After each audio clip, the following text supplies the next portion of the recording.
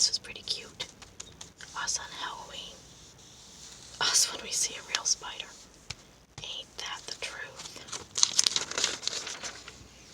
Cute puppo. Doggy costumes. Let's see, there's a really pretty swan and her baby.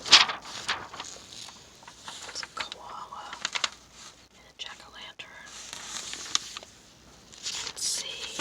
I don't want the puzzle answers. I didn't do the puzzles yet. I'm not in the mood to read all the horoscopes right now. I don't want to spot the difference. Book suggestions. Oh, here. Firstforwomen.com. It is not focusing. Sorry. So this says firstforwomen.com/win OCT for October. It is a bundle of paleo sips. Support a paleo lifestyle with 2 chances to win. A variety of sips from paleopro.com and truenutrition.com. In addition to a $100 gift card for each website, winners will also snag grass-fed bone broth, an electrolyte drink, and a Paleo Elite post-workout formula, a $300 value. Visit our website for official rules and to enter. Oh, that's so pretty.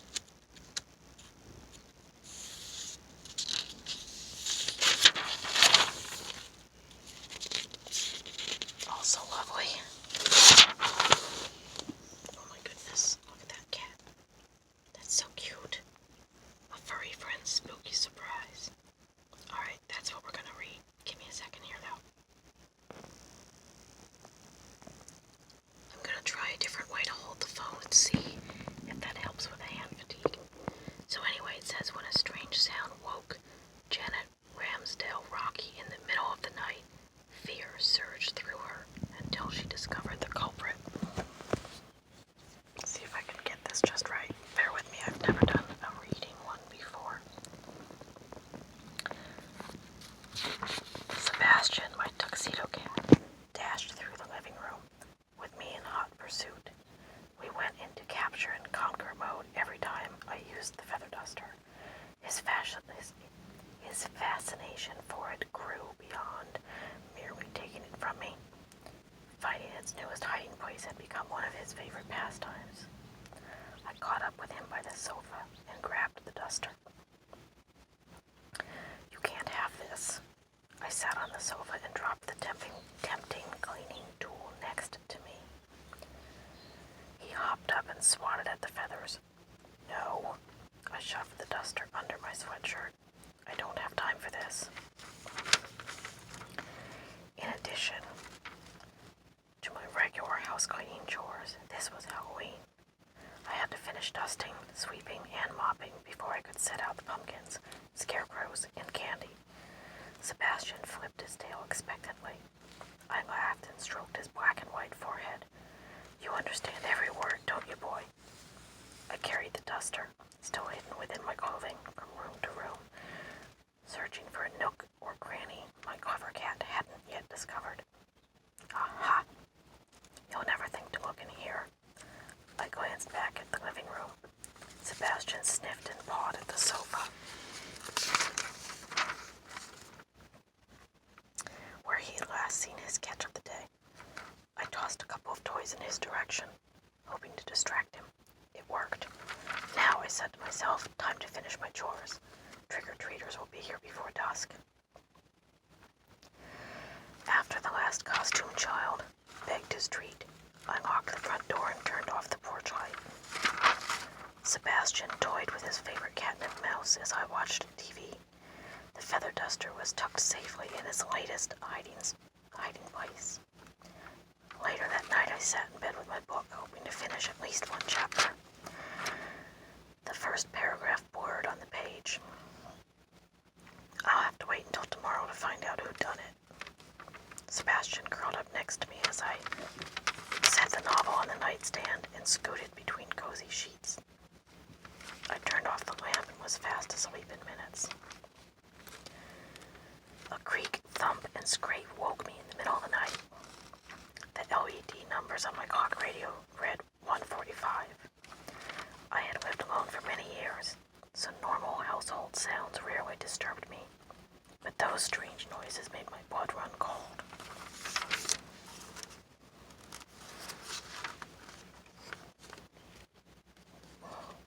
Had some goblin invaded my home?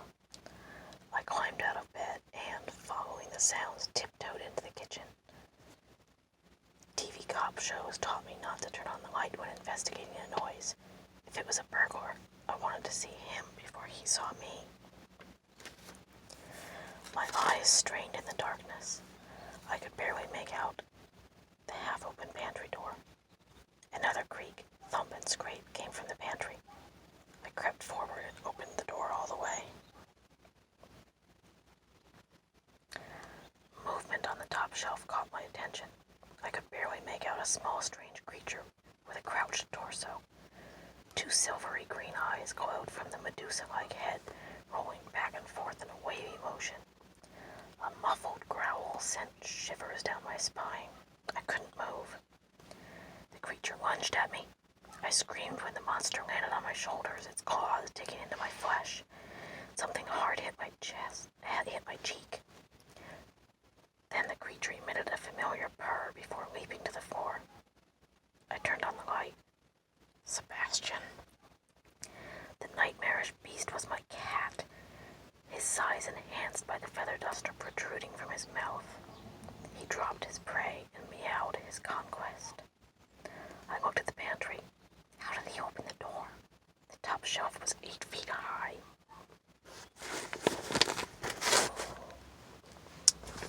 He couldn't have climbed up there without knocking everything off the 4 shelves beneath it.